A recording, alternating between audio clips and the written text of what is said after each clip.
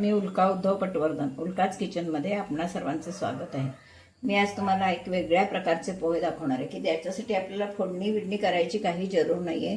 अगदी साध्या सोप्या पद्धतीनं असेल त्या साहित्यात अमुकच एक नाही म्हणून अडतोय असं काही नाही।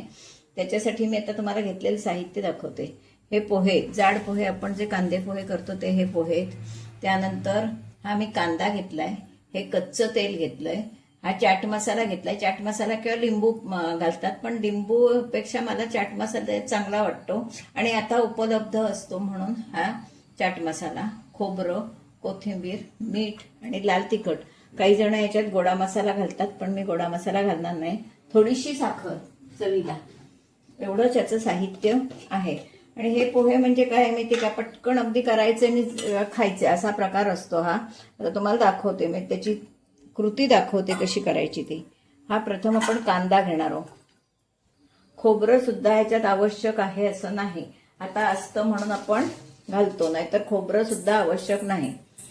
चिमूटभर साखर, चवीप्रमाणे मीठ।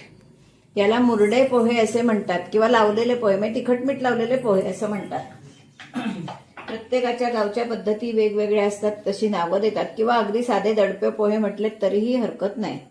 यामध्ये आपण लाल तिखट घातलंय चवीप्रमाणे, हा चाट मसाला। चाट मसाल्याने एक चटपटीतपणा येतो। आता यात 2 चमचे तेल मी यामध्ये घालणार आहे। हे कच्चं तेल घालायचंय, आपण ह्याच्यात फोडणी घालणार नाही आहोत। कच्चं तेल घालून हे आपण पोहे खाणार आहोत। यामध्ये लसणी तिखट असलं तरी सुद्धा चालतं, ते सुद्धा यामध्ये खूपच छान लागतं। आता हे सगळं आपण असं कुस्करून या कांद्याला आधी लावून घेणार आहोत, हे बघा। आणि मुरडून केलेले म्हणून त्याला मुरडे पोहे म्हणतात। असं आपण आता हे कांद्याला मसाला सगळा लावून घेतलाय। आता आपण हे पोहे घालणार आहोत आणि या पोह्याला असा चुरडून मसाला लावून घेणार, आणि म्हणूनच याला मुरडे पोहे असे म्हणतात। आणि इतके सुंदर लागतात चवीला की त्याची चवच वेगळी। आणि चावून खात बसायचं, बाहेर पाऊस पडत असायला हवा आणि मग हे असे पोहे करायचे आणि छान लागतात, ते खूपच छान लागतात। लसणी तिखट असेल तर आणखीनच छान लागतं। मी आज तुम्हाला साधं तिखट घालून करून दाखवलंय, पण पूर्वी आम्ही इकडून तिकडून असं कुठे शाळेतून वगैरे आलो की असे झटकन पोहे करायचे आणि खायचं, कारण एवढं काही साहित्य घरात नसायचंच मुळी। आता हे आपल्या घरात लिंबू नेहमी उपलब्ध असतं, त्या काळात असं काही नसायचंच उपलब्ध। त्याच्यामुळे असलेल्या साहित्यात हे करायचं आणि खायचं। खूप सुंदर पोहे लागतात हे।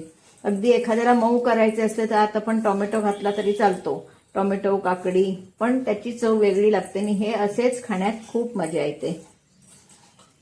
हे बघा, असे हे मुरडे पोहे झटकन होणारे। ह्याच्यात वाटले तर आपण शेंगदाणे घालू शकतो, डाळं घालू शकतो। बरीच जण ह्याच्यात शेंगदाणे, डाळं वगैरे घालतात, पण मी तसं काहीही घातलेलं नाहीये।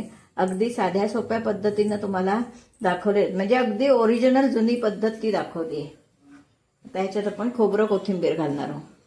ती सुद्धा आवश्यक आहे असं नाही, आता असतं घरात म्हणून घालतो आपण, तर ती सुद्धा आवश्यक आहे असं मुळीच नाही। अगदी तेल, तिखट, पोहे एवढंच असतं ते। हे पोहे खूप छान लागतात खायला।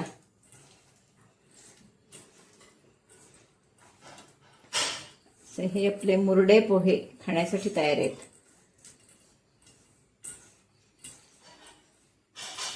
झाले आपले पोहे तयार। खाऊन बघायचं, जर मीठ साखर काय कमी असेल तर लावायची। या पोह्यांना लावलेले पोहे असंच म्हणतात बऱ्याच ठिकाणी।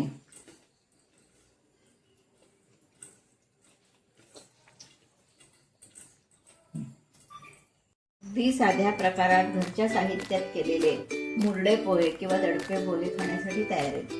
तर हे मी कसे केले, याची कृती मी काय केली, हे तुम्ही माझा व्हिडिओ पूर्णपणे बघा। तुम्हीही घरात पोहे वगैरे हे सगळं साहित्य असतं, नक्की करून बघा।